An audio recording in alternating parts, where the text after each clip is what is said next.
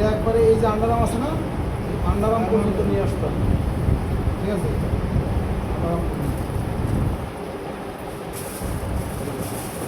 একবারে আন্ডারআর্ম পর্যন্ত নিয়ে আসবে, তারপর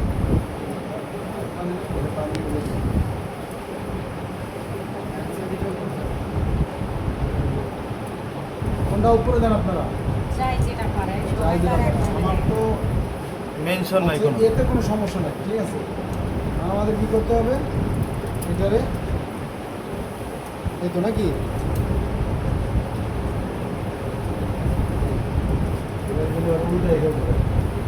সেটা জানার জন্য কিন্তু ডায়না যদি থাকে ঘুরানো ঘোরানো ঠিক আছে? কাম দিয়ে বের করে এটা এখানে বেশি দিতে হবে, কাম দিয়ে বের করে এটা এখানে দিতে হবে। বুঝতে পারছেন? ভেঙে গেল না? আমার কিন্তু এক সাইড কম হয়েছে, এক সাইড বেশি হয়েছে, কারণ আমি তো আর প্রফেশনাল না, আপনারা প্রফেশনাল। আমি তো এলাম মানে রিফিউজি, ঠিক আছে না? আর এটা কি করতে হবে? এই যে পলি, হ্যাঁ দাঁড়ান দেখেন, এই যে পলির স্টিকার এদিক থেকেও 4 সিএম হবে, এদিক থেকেও 4 সিএম হবে। আর এই সিঙ্গেল ব্যান্ড আছে না, এটা ঢোকানোর সময় এই দেখেন প্রাইস ছিল না আমাদের হ্যান্ড থেকে, এই প্রাইস আছে। আপনারা কী করবেন, এখানে হালকা একটু পাস করে নেবেন,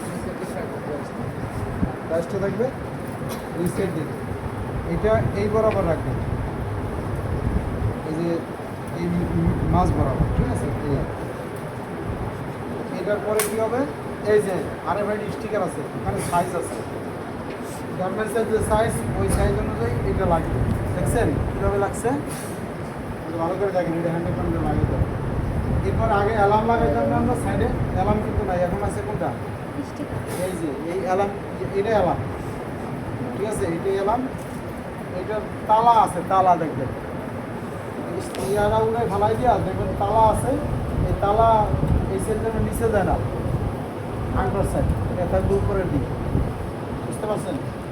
এটা লাগানোর পরে পলি দিয়ে দেবে, পরিমাণ এটা পরিমাণে সহজ আছে, তেমন তার কষ্ট না। তবে এটা পরিমাণের সময় শুধু সিঙ্গেল ব্যান্ডের খেয়াল রাখতে হবে, সিঙ্গেল ব্যান্ডের লোনের না, ঠিক আছে?